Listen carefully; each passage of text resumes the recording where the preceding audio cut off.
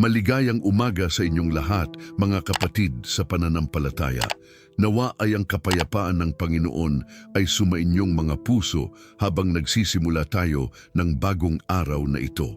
Ako ay lubos na nagagalak na makasama ninyong muli sa ganitong sagradong oras ng pakikipag-ugnayan sa aming minamahal na Diyos. Sa bawat pagkakauntog ng araw, binibigyan niya tayo ng pagkakataong magpasalamat, magdasal at makipag-ugnayan sa kanyang walang hanggang pag-ibig. Ang umaga na ito ay hindi simpleng simula ng araw lamang, kundi isang sagradong pagkakataon na muling makipag-usap tayo sa Diyos na nagbibigay ng lakas, pag-asa at mga himala sa aming buhay. Salamat sa Diyos dahil sa bagong araw na ito na kanyang ipinagkaloob sa atin. Salamat dahil nagising tayo ng buhay at malusog na may kakayahang makita ang ginhawang sikat ng araw, narinig ang mga tunog ng kalikasan na nagpapatunay sa kanyang kamangha-manghang pagkakagawa. Salamat dahil ang aming mga mata ay nabuksan upang makita ang kanyang mga gawa. Ang aming mga tainga ay nakapakinig sa kanyang mga mensahe. At ang aming mga puso ay bukas pa rin upang makatanggap ng kanyang walang hanggang pag-ibig. Salamat dahil ang hangin na aming nilalanghap ay nagpapatunay sa kanyang buhay na bumubuhay sa amin at ang bawat tibok ng aming mga puso ay nagdadala ng kanyang presensya sa aming mga kaluluwa. Ngayong umaga, nais kong makipag-usap sa inyo tungkol sa napakahalagang paksa na maaaring magbago sa buong takbo ng inyong araw at ng inyong buhay. Ang tema natin ngayon ay tungkol sa kapangyarihan ng pagsisimula ng araw ng may tiwala sa Diyos at kung paano ang makapangyarihang panalangin sa umaga ay nagdudulot ng mga agarang himala sa aming mga buhay. Maraming beses nating narinig na ang umaga ay simula ng bagong pag-asa, ngunit hindi lamang ito simpleng kasabihan. Ang umaga ay literalmente isang pagkakataong mag-reset tayo sa presensya ng Diyos na magtakda ng spiritual na tono para sa buong araw at makipag-align sa kanyang mga plano para sa aming buhay. Ang sabi ng kasulatan sa awit Santa Mas 3, "Sa umaga mo maririnig ang aking tinig, O Panginoon. Sa umaga ako maghahandog ng aking panalangin at mag-aabang ng sagot." Ang bersong ito ay nagpapakita sa atin na ang umaga ay espesyal na oras para sa komunikasyon natin sa Diyos. Hindi ito aksidente na si David, ang sumulat ng awit na ito, ay nagsabi na sa umaga niya, ihahayag ang kanyang tinig sa Panginoon. Mayroong espesyal na kapangyarihan sa pagsisimula ng araw sa panalangin, sa pagsuko sa Diyos ng aming mga plano, takot, pag-asa, at pangarap. Kapag ginagawa natin ito, hindi lamang tayo naghahanda para sa araw na naghihintay sa amin, kundi binubuksan din natin ang aming mga puso upang makatanggap ng mga himala na handang ipagkaloob ng Diyos sa mga taong nagtitiwala sa Kanya. Alam ninyo mga kapatid, ang panalangin sa umaga ay parang pagbubukas ng pintuan para sa mga himala. Kapag ginagawa natin itong regular na bahagi ng aming umaga, nakikita natin na ang Diyos ay nagsisimulang gumalaw sa mga sitwasyon na dati nating iniisip na imposible. Kaya nga namin kayo inanyayahan na makisali sa amin sa panalanginang ito. Hindi ito simpleng ritual o tradisyon lamang, kundi isang makapangyarihang pagkakataon na makipagpartner tayo sa Diyos sa paglikha ng mga himala sa aming mga araw. Makiisa sa amin habang dumasal tayo, makiisa sa amin habang nagpapasalamat tayo, at makiisa sa amin habang nagtitiwala tayo na ang Diyos ay gagawa ng mga bagay na lampas pa sa aming pag-iisip. Ngayon, habang naghahanda tayo para sa aming panalangin, nais kong hilingin sa inyong lahat na magkaroon ng tahimik na puso at bukas na isipan. Ihiwalay ninyo ang mga alalahanin ng kahapon. Iwanan ninyo ang mga stress ng mga gawain na naghihintay sa inyo at magbigay ng buong pansin ninyo sa sagradong oras na ito kasama ang aming Panginoon.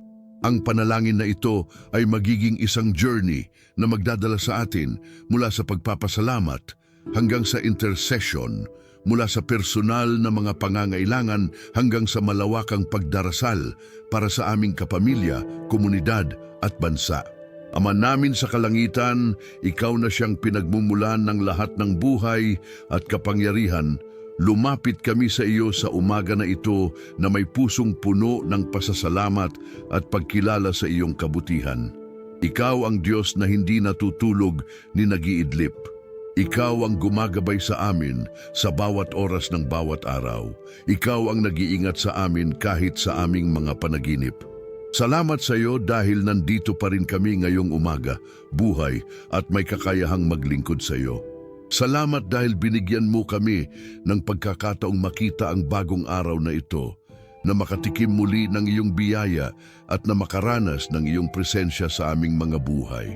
Panginoon, sa umaga na ito, kinikilala namin na ikaw ang nagbibigay ng lakas sa aming mga katawan, ng liwanag sa aming mga isipan at ng pag-asa sa aming mga puso.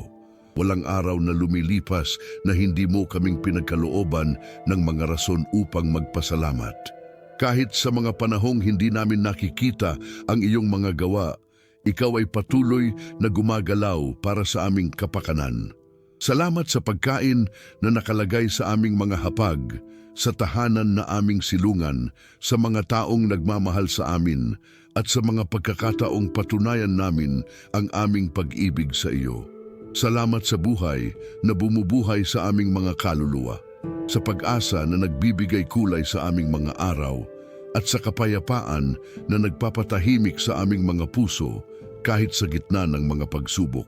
Diyos ko, kinikilala namin na ikaw ay narito sa aming kapaligiran ngayon. Ang iyong espiritu ay sumaamin, ang iyong presensya ay pumapaligid sa amin, at ang iyong pag-ibig ay bumabalot sa amin. Hindi kami nag-iisa sa mga pagsubok na kinakaharap namin. Hindi kami nag-iisa sa mga pangarap na aming inaabot. At hindi kami nag-iisa sa mga desisyon na kailangan naming gawin. Ikaw ay kasama namin sa lahat ng sandali, gabay namin sa lahat ng hakbang at lakas namin sa lahat ng laban na kinakaharap namin. Ngayong umaga, Panginoon, nais naming pag-usapan ang napakahalagang paksa ng pagsisimula ng bawat araw ng may tiwala sa iyo.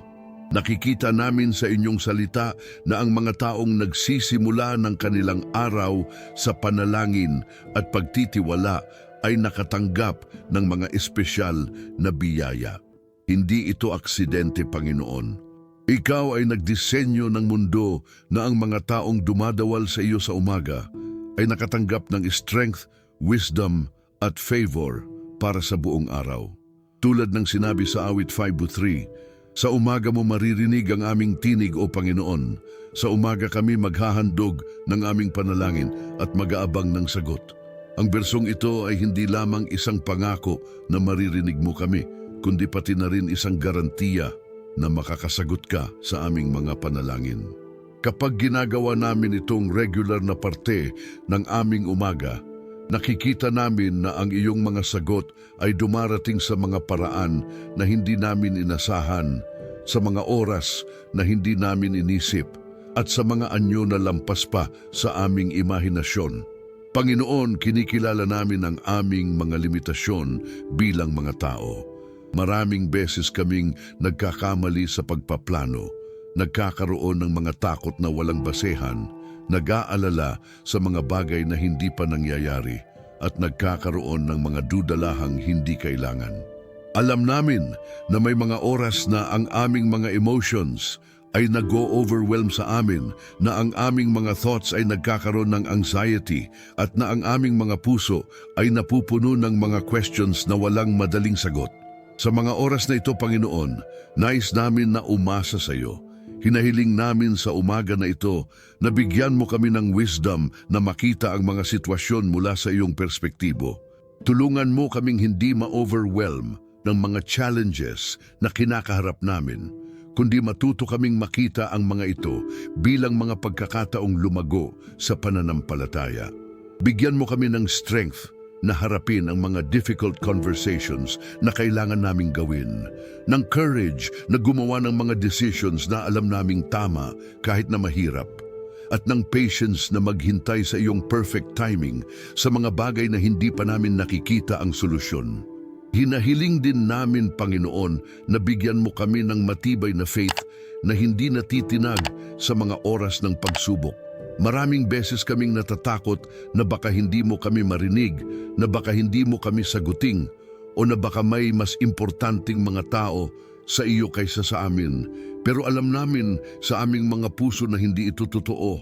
Ikaw ay Diyos na nagmamahal sa bawat isa sa amin ng walang kondisyon, na nag-aalaga sa amin ng walang pagod, at na nagbibigay sa amin ng mga opportunity na lumago at maglingkod sa iyo. Hinahiling namin na ang araw na ito ay maging testimony ng iyong goodness sa aming mga buhay.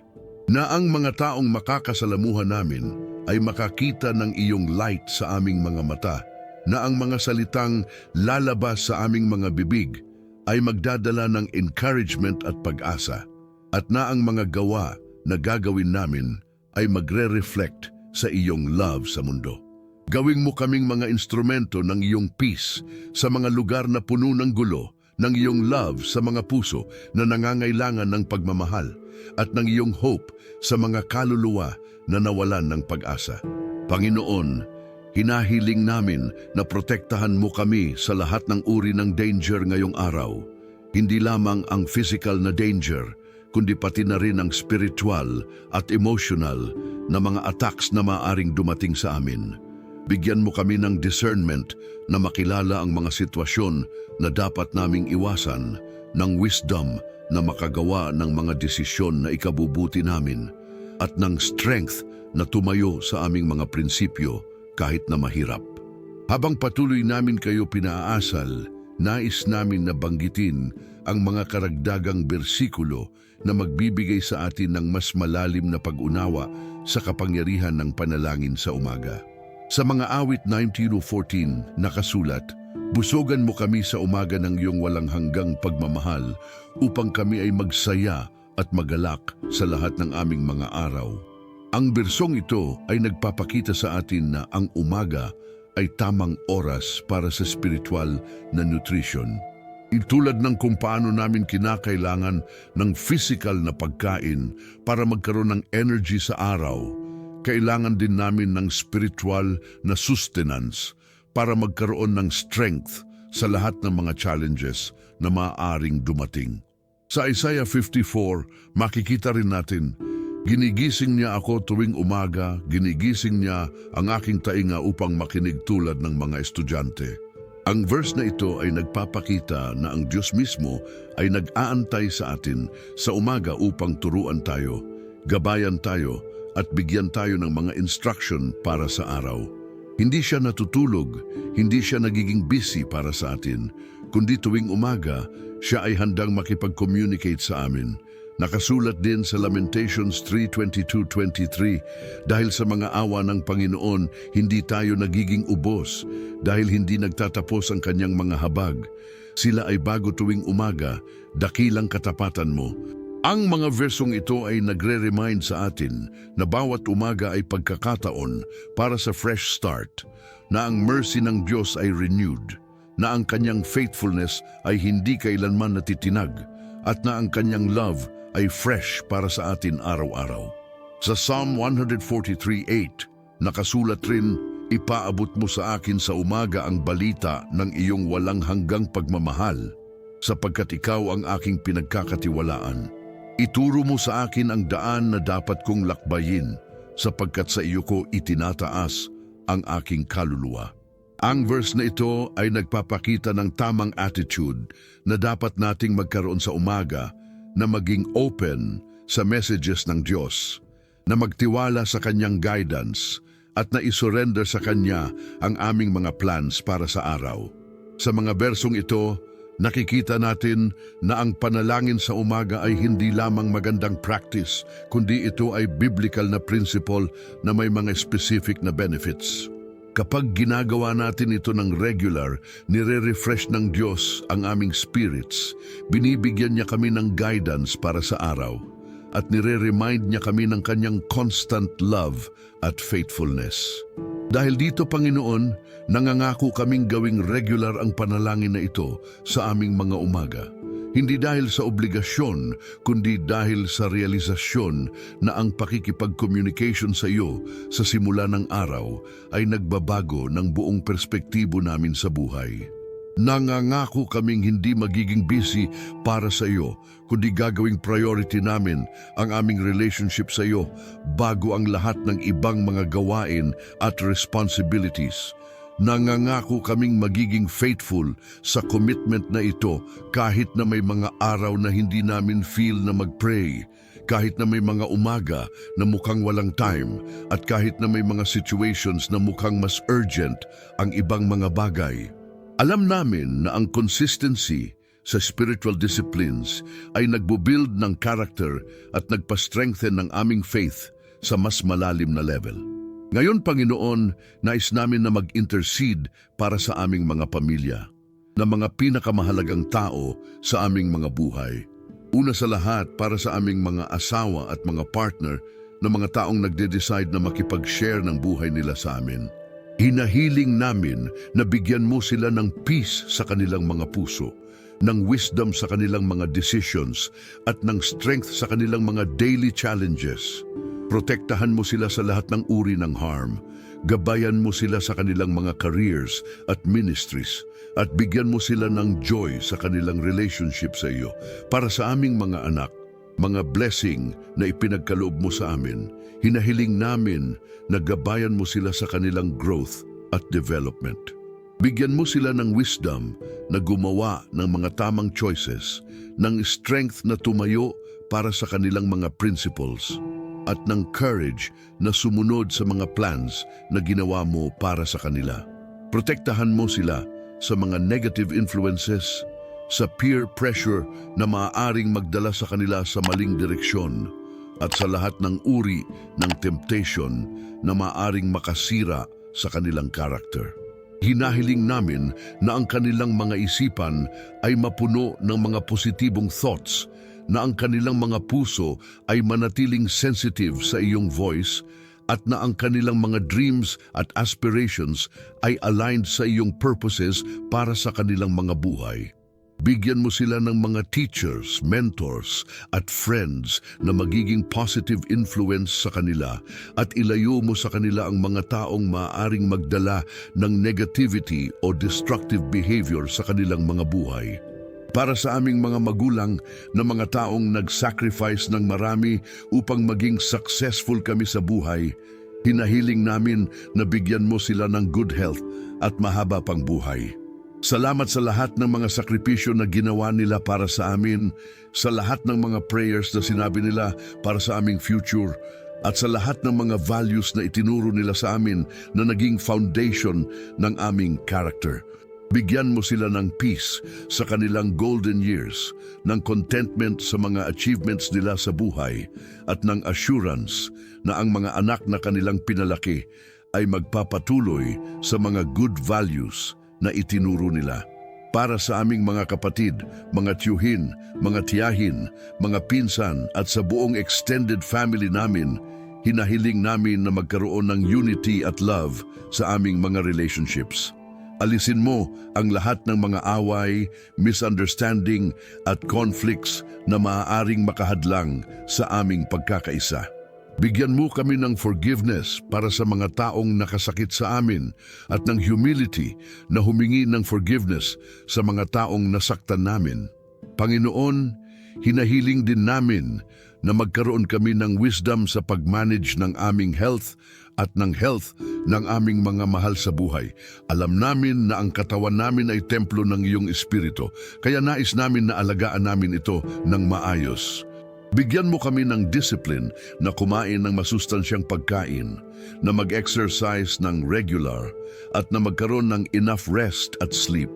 Para sa mga miyembro ng pamilya namin na may mga health issues, hinahiling namin ang inyong divine healing. Gamutin mo sila hindi lamang sa physical level, kundi pati na rin sa emotional at spiritual level. Hinahiling namin na protektahan mo ang aming mga pamilya sa lahat ng uri ng accidents, diseases at iba pang mga panganib na maaaring makasama sa amin. Bigyan mo kami ng peace of mind na hindi kami mag-aalala ng sobra sa mga bagay na hindi namin kontrolado, kundi magtitiwala kami sa inyong protection at guidance sa lahat ng sitwasyon. Panginoon, para sa mga miyembro ng aming pamilya na nagiging victim ng mga addiction, depression, anxiety, o iba pang mga emotional at psychological challenges, hinahiling namin ang inyong divine intervention. Alam namin na ikaw ay Diyos na may power na mag-break ng lahat ng uri ng chains na nakakapag-bind sa mga tao. Palayain mo sila sa lahat ng mga destructive habits, sa lahat ng mga negative thought patterns, at sa lahat ng mga influences na nakakahadlang sa kanilang happiness at progress sa buhay. Bigyan mo sila ng strength na humingi ng tulong kapag kailangan nila, ng courage na mag-admit ng mga problems na kinakaharap nila, at ng hope na makakaya nila ang mga challenges na ito sa tulong mo. Dalhan mo sa kanilang buhay ang mga tamang tao na magiging support system nila, ang mga professionals na makakatulong sa kanilang recovery at ang mga opportunities na magbibigay sa kanila ng bagong purpose at direction sa buhay. Para sa mga specific situations na kinakaharap ng aming pamilya ngayon, hinahiling namin ang inyong special intervention. Para sa mga members na naghahanap ng trabaho, bigyan mo sila ng mga opportunities na hindi lamang magbibigay ng financial security, kundi pati na rin ng job satisfaction at personal fulfillment. Para sa mga nag-aaral, bigyan mo sila ng wisdom na mag-excel sa kanilang studies at ng clarity sa kanilang career choices. Para sa mga nagne-negotiate ng mga business deals or important contracts, bigyan mo sila ng favor sa mga negotiations at ng wisdom na gumawa ng mga desisyon na makakabuti sa lahat ng mga involved. Hinahiling din namin, Panginoon, na maging instrumento kami ng inyong blessing sa buhay ng aming mga kapamilya, na ang presensya namin sa kanilang mga buhay ay magdudulot ng encouragement, support at positive influence. Na ang mga salitang lalabas sa aming mga bibig ay magbibigay ng hope sa kanila, na ang mga actions namin ay magre-reflect ng inyong love at na ang mga decisions na gagawin namin ay magiging good example para sa kanila na sundin. Ngayon, Panginoon, nais din namin na magdasal para sa aming bansa at sa mga namumuno sa amin. Hinahiling namin na bigyan mo ng wisdom ang aming presidente at ang lahat ng mga government officials na may responsibility sa pag-govern sa bansa. Gabayan mo sila sa paggawa ng mga policies na makakabuti sa majority ng mga Pilipino, na magpo-promote ng justice, equality at progress sa lahat ng sectors ng society. Hinahiling namin na protektahan mo ang aming bansa sa mga natural calamities, na bigyan mo ng peace ang mga areas na may conflicts at nabigyan mo ng prosperity ang economic situation namin. Para sa mga Pilipinong nandito sa abroad, protektahan mo sila at bigyan mo sila ng opportunities na mag-succeed sa kanilang mga chosen careers at sa appropriate time, bigyan mo sila ng opportunities na makabalik dito sa Pilipinas na may mga skills at resources na makakatulong sa development ng bansa. Para sa aming church at sa aming spiritual community, hinahiling namin na patuloy mong gabayan ang aming mga pastors, leaders at lahat ng mga volunteers na nagsiserve sa ministry. Bigyan mo sila ng wisdom sa pagtuturo ng salita, ng compassion sa pag-counsel sa mga taong may mga problems, at ng strength na magpatuloy sa ministry kahit na may mga challenges. Bigyan mo din ng growth ang aming church, hindi lamang sa bilang ng mga members, kundi pati na rin sa spiritual maturity ng bawat individual. Hinahiling din namin na magkaroon ng revival sa aming bansa, na maraming mga tao ang makakilala sa iyo bilang kanilang personal savior. at na ang mga Christians na nandito na ay mag-grow pa sa kanilang relationship sa iyo. Para sa mga non-believers na nakakakilala namin, hinahiling namin na bigyan mo sila ng soft hearts na tumanggap sa gospel, ng open minds na maintindihan ang truth, at ng willing spirits na mag-surrender sa inyong lordship. Para sa mga viewers ng channel na ito, sa mga nakikisali sa aming mga prayers, hinahiling namin na patuloy mong blesasan ang kanilang mga buhay. Marami sa kanila ay may mga specific na prayer requests, may mga challenges na kinakaharap, may mga dreams na inaabot, at may mga situations na nangangailangan ng inyong divine intervention. Alam mo, Panginoon, ang bawat pangalan, ang bawat sitwasyon, at ang bawat pangangailangan ng mga viewers na ito. Sagutin mo sila ayon sa inyong perfect will at perfect timing. Ngayon, Panginoon, nais din namin na mag-focus sa practical aspects ng aming daily living, partikularmente sa area ng provision at work. Alam namin na kailangan namin ng material resources para ma-meet ang aming mga basic needs at para ma-fulfill ang mga responsibilities na ibinigay mo sa amin. Hinahiling namin na patuloy mong bigyan ng provision ang aming mga pamilya na walang mawalan sa amin ng basic necessities tulad ng pagkain, tirahan, damit at iba pang mga essential needs. Para sa mga kasama namin na naghahanap ng trabaho ngayon, hinahiling namin na magbukas ka ng mga pintuan ng opportunity para sa kanila.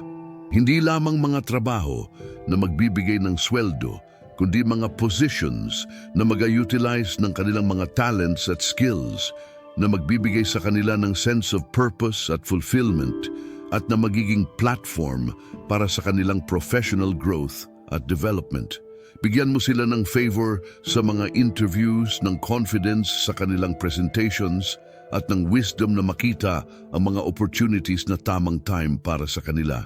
Para sa mga may negosyo o mga entrepreneurs sa aming community, hinahiling namin na blesasan mo ang kanilang mga ventures.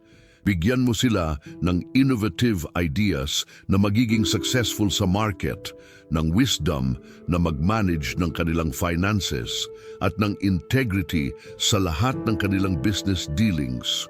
Protektahan mo ang kanilang mga business sa mga economic downturns, sa unfair competition, at sa lahat ng mga factors na maaaring makasama sa kanilang success.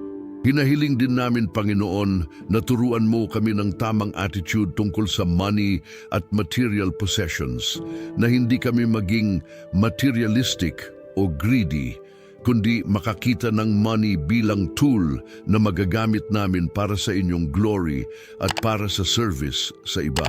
Bigyan mo kami ng wisdom na mag-save para sa future, ng discipline na mag-budget ng maayos, at ng generous heart na makikipag-share sa mga taong nangangailangan. Para sa mga debts at financial obligations na meron kami, hinahiling namin na bigyan mo kami ng wisdom at means na masettle ang mga ito sa tamang paraan at sa tamang time. Para sa mga investments at financial decisions na kailangan naming gawin, gabayan mo kami na gumawa ng mga choices na hindi lamang profitable sa short term, kundi pati na rin sustainable at ethical sa long term. Hinahiling din namin na bigyan mo kami ng contentment sa kung anuman ang meron kami ngayon habang patuloy kaming nagsisikap na mag-improve ng aming situation. Na hindi kami maging envious sa success ng iba, kundi ma-inspire kami na magtrabaho din ng mabuti para sa aming sariling success, na makakita kami ng blessings sa simpleng mga bagay at na matutunan namin na maging grateful sa lahat ng provisions na binibigay mo sa amin. Ngayon naman, mga kapatid, nais naming gumawa ng mga declarative prayers, mga statements of faith na base sa mga promises ng Diyos sa Kanyang salita. Ang mga declarative prayers na ito ay hindi lamang mga pangarap o wishes, kundi mga pronouncements ng faith na nakabatay sa mga bersikulo at promises na nakasulat sa Biblia. Dinedeklara namin na ang araw na ito ay magiging blessed dahil nakasulat sa Psalm 118:24. Ito ang araw na ginawa ng Panginoon. Magsaya tayo at magalak dito. Na dinideklara namin na ang araw na ito ay hindi ordinary day, kundi special day na ginawa ng Diyos para sa aming kapakanan, para sa aming growth, at para sa aming blessing. Dinideklara namin na walang weapon na ginawa laban sa amin ang magtatagumpay dahil nakasulat sa Isaiah 54:17, walang sandata na ginawa laban sa iyo ang magtatagumpay at lahat ng dilang tutulig sa sayo ay iyong hahatulan. Dinedeklara namin na protected kami ng Diyos sa lahat ng mga attacks ng kaaway, whether physical, emotional, spiritual o financial. Dinedeklara namin na lahat ng aming mga needs ay tuparin ng Diyos ayon sa kanyang riches in glory dahil nakasulat sa Philippians 4:19. At tutuparin ng aking Diyos ang lahat ng inyong pangangailangan ayon sa kanyang kayamanan sa kaluwalhatian kay Kristo Jesus. Hindi kami mag-aalala sa kung saan galing ang provision, kundi magtitiwala kami na ang Diyos na nag-provide sa amin noon ay magpo-provide din sa amin ngayon at sa hinaharap. Dinedeklara namin na kami ay more than conquerors sa pamamagitan ni Jesus Christ dahil nakasulat sa Romans 8:37, sa lahat ng mga bagay na ito, kami ay higit na mga mananalong sa pamamagitan niya na umibig sa amin.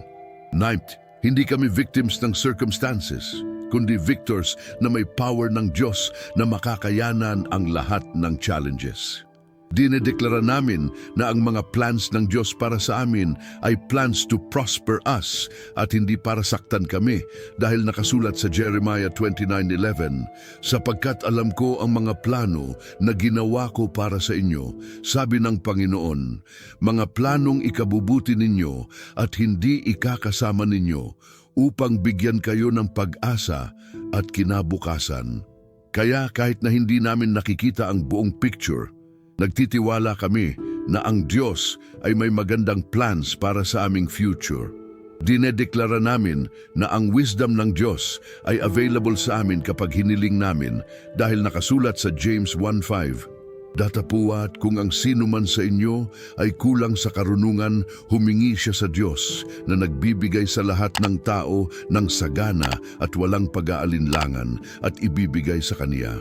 Hindi kami mag-struggle sa mga decisions ng mag-isa, kundi hihingi kami ng divine wisdom para sa lahat ng mga choices na kailangan naming gawin. Dinedeklara namin na ang joy ng Panginoon ay aming strength dahil nakasulat sa Nehemiah 8:10, ang kagalakan sa Panginoon ay inyong lakas. Hindi dependent ang aming happiness sa external circumstances, kundi sa constant joy na nanggagaling sa aming relationship sa Diyos. Dinedeklara namin na ang peace ng Diyos na lampas sa human understanding ay magiging guard sa aming mga hearts at minds dahil nakasulat sa Philippians 2:4-7, at ang kapayapaan ng Diyos na lampas sa lahat ng pangunawa ay magiging bantay sa inyong mga puso at inyong mga isipan kay Kristo Jesus. Hindi kami ma-overwhelm ng anxiety o worry, kundi magkakaroon kami ng supernatural peace kahit na may mga challenges. Dinedeklara namin na kami ay chosen generation, royal priesthood, holy nation, peculiar people, dahil nakasulat sa 1 Peter 2:9. Datapuat kayo ay lahing pinili, isang maharlikang pagkakasasirdon, isang banal na bansa, isang bayan na pag-aari ng Diyos. Hindi kami ordinary people lang, kundi may special identity kami bilang mga anak ng Diyos na may mga special privileges at responsibilities. Sa mga declarations na ito, Panginoon, dinedeklara namin ang aming identity, ang aming authority, at ang aming inheritance bilang mga anak mo. Hindi kami nagsasalita ng mga walang basehan, kundi nagsasalita ng mga truth na nakasulat sa inyong salita na hindi nagbabago at hindi nagsisinungaling. Ngayon, habang papalapit na tayo sa dulo ng aming panalangin, nais namin na magbigay ng final gratitude sa lahat ng mga blessings na nakukuha namin araw-araw. Salamat, Panginoon, sa opportunity na ito na makipag-communicate sa iyo, sa privilege na maging bahagi ng inyong family, at sa responsibility na maging representatives ninyo dito sa mundo. Salamat sa lahat ng mga answered prayers na nakita namin sa nakaraang mga buwan at taon, sa lahat ng mga miracles na na-witness namin, at sa lahat ng mga testimonies na narinig namin na nagpapakita ng inyong goodness at faithfulness. Salamat sa mga lessons na natutuhan namin sa mga difficult seasons, sa mga characters na na-develop namin sa mga challenges, at sa mga perspectives na na-gain namin sa mga experiences. Salamat din sa mga joyful moments, sa mga celebrations, sa mga achievements, at sa mga milestones na na-reach namin sa tulong ninyo. Nais namin na i-consecrate sa inyo ang mga oras na darating pa ngayong araw. Ang mga conversations na magkakaroon kami, gawing mo na magbibigay ng blessing sa mga taong makaka-interact namin.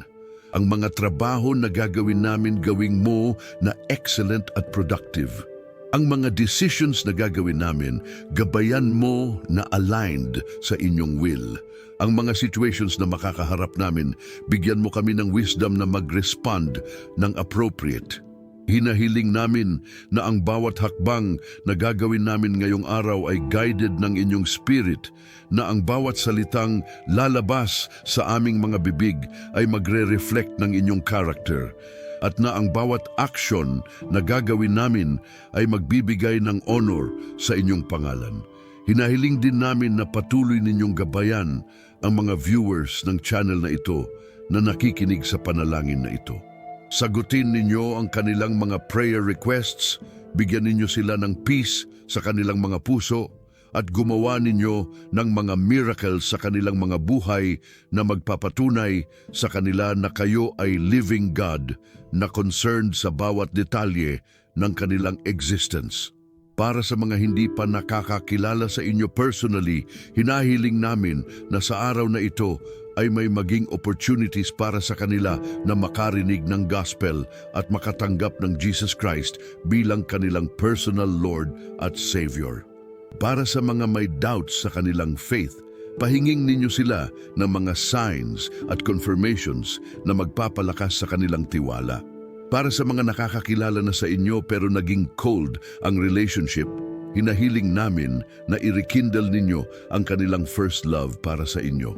Nangangako kaming babalik kami bukas para sa ganitong panalangin muli, na gagawing consistent ang communication na ito sa inyo, at nagagawing priority ang relationship na ito sa inyo sa gitna ng lahat ng mga activities at responsibilities na kailangan naming gawin.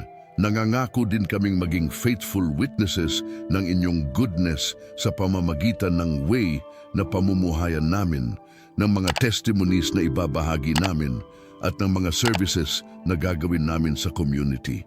Na ang mga tao ay makikita sa amin ang difference na ginagawa ng relationship sa inyo sa buhay ng isang tao. Pagpalain ninyo ang bawat pamilyang nakikinig dito, ang bawat individual na sumama sa aming panalangin, at ang bawat ministry na gumagamit ng content na ito para sa spiritual growth ng mga tao. Gawing ninyo kaming mga instruments ng blessing sa iba, ng encouragement sa mga taong down, at ng hope sa mga taong nawala ng direksyon. Salamat ulit, Panginoon, sa pagkakataong ito. Salamat sa privilege na maging mga anak ninyo, sa responsibility na maging ambassadors ninyo, at sa promise na laging kasama namin kayo sa journey na ito ng buhay. Sa pangalan ng aming Panginoong Hesus Christ, nagdadawah kami ng lahat ng mga bagay na ito. Amen at Amen. Sa mga kasama namin ngayong umaga, salamat sa inyo na naging faithful na makisali sa panalanginang ito. Alam namin na ang Diyos ay nakinig sa bawat salitang sinabi namin, at nagtitiwala kami na magkakaroon ng mga miracles sa mga buhay ninyo dahil sa faith na ipinakita ninyo sa pagsali sa aming panalangin. Hinihikayat namin kayong mag-comment sa baba at ibahagi sa amin kung ano ang nangyari sa inyo sa loob ng araw pagkatapos ng panalangin ng ito. Marami sa aming viewers ay nagtitestify ng mga instant miracles, unexpected blessings, at mga breakthrough na nangyari sa kanilang mga buhay pagkatapos lang ng ilang oras o ilang araw matapos ang panalangin. Gusto namin marinig ang mga testimonies ninyo para ma-encourage din ang ibang mga viewers na magpatuloy sa faith. Kung hindi pa kayo nakasubscribe sa channel na ito, mag-subscribe na kayo at i-click ang notification bell para makakuha kayo ng updates sa mga bagong videos na ino-upload namin. May mga different types ng prayers kaming ginagawa. May para sa prosperity, para sa healing, para sa protection, para sa relationships at marami pang iba. Lahat ng mga ito ay available sa aming channel para sa inyong spiritual growth at blessing. Ibahagi din ninyo ang video na ito sa inyong mga kaibigan, kapamilya at mga kakilalang nangangailangan ng encouragement at spiritual support. Minsan, ang simple sharing na ninyo ay magiging way ng Diyos na makarating ang mensahe sa taong talagang nangangailangan nun. Magiging blessed ang araw ninyo mga kapatid. Makikita ninyo ang mga signs at wonders ng Diyos sa mga buhay ninyo. At bukas, makikipag-ugnayan ulit tayo para sa another powerful prayer session. Hanggang sa muli, ang grace ng aming Panginoong Hesukrisito, ang pagmamahal ng Diyos Ama at ang pakikipagkapamilya ng banal na Espiritu ay sumainyo ng lahat. Amen.